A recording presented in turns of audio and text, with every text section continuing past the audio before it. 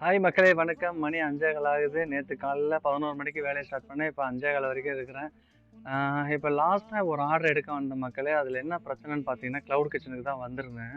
அதுல என்ன பிரச்சனைன்னு பார்த்தீங்கன்னாக்கா, அவங்களுக்கு கிளவுட் கிச்சன் நடத்துறவங்களுக்கு அந்த ஆர்டர் வந்தது தெரியல. 3:30 மணிக்கு ஆர்டர் வந்திருக்குது. ஸோ 5:15க்கு தான் ப்ரிப்பேர் ஆகுறாங்க.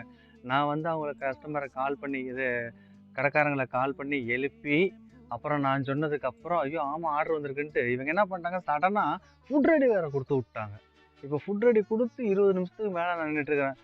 ஃபுட் டிலே குடுத்தாச்சு. பட் ஆனா ஃபுட் ரெடி குடுத்துட்டாங்க. இப்ப எனக்கு வந்து நான் காலைல என்ன ஆகும் தெரியுங்களா? ஆ எக்ஸ்ட்ரீம்லி லேட் ஆர்டர் அப்படின்னு சொல்லி ஒண்ணு காமிச்சுருவாங்க. இல்ல எனக்கு ஃபைன் போடுவாங்க.